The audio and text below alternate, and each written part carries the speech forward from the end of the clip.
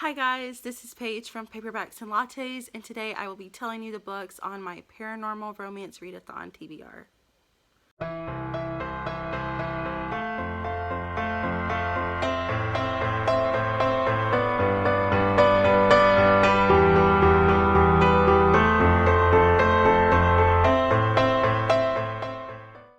So when I heard about this readathon, I was so excited because, of course, it is October, the month of, Halloween and more of the, not spooky, but at least for me, I'm a total chicken. I do not do scary or horror, but I do love fantasy and I love paranormal, so this is the perfect month to have this type of readathon. And when I heard about it, I totally immediately made my TBR. So there are 9 challenges to this readathon. The first one is read a PNR novella, a paranormal romance novella. Number 2 is read a PNR featuring the mated fates trope. Number 3 is read a vampire PNR. Read a PNR from an indie author. Number 5, read a PNR that has an animal. Number 6, read a LGBTQ PNR. Number 7, read an angel PNR. Number 8, read a PNR with the word dark in the title. And number 9, read a PNR published before 2010. So I have several books picked out for these challenges. A couple I have doubled up on because I know that will not be able to read 9 books in a week, but I doubled up a couple of challenges. And this readathon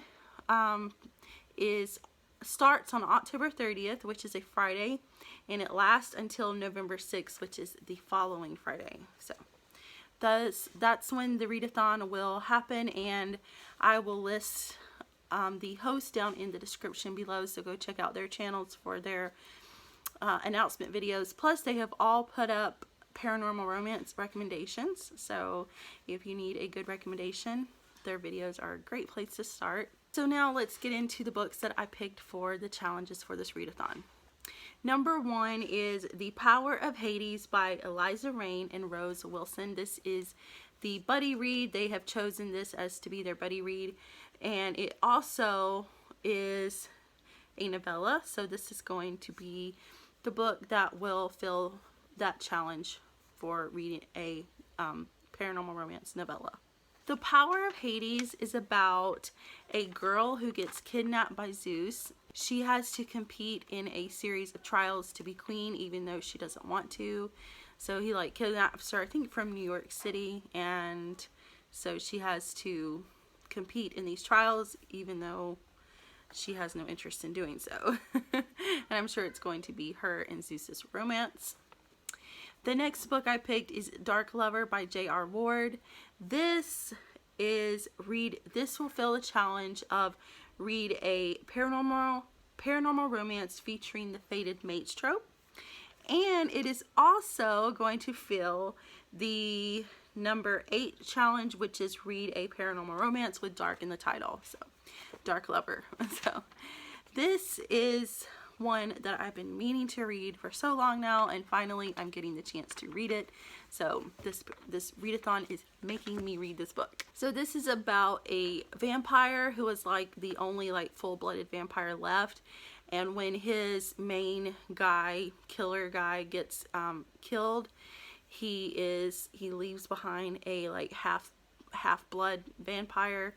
And so I think the main guy, his name is Wrath. He has to help her, and that will be their romance. I've heard a lot of great things about this series, so I cannot wait to start it.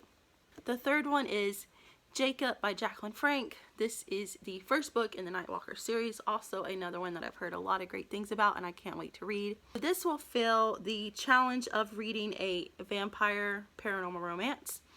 And this is about Jacob. He's been a vampire. He's a part of the Nightwalkers. And humans being in love with a human is totally forbidden. And he has gone 700 years without fallen in love with a human until he rescues this girl, and he just has overwhelming feelings for her and falls in love with her. So it's a forbidden love story. Cannot wait to read it. I've heard a lot of great things about the series. The fourth one is Angel Fall by Susan E. This completes the challenge of read a paranormal romance from an indie author. So Angel Fall is about angels have come to Earth to demolish the modern world. It's a, you know, an apocalypse. The angels have come to destroy it.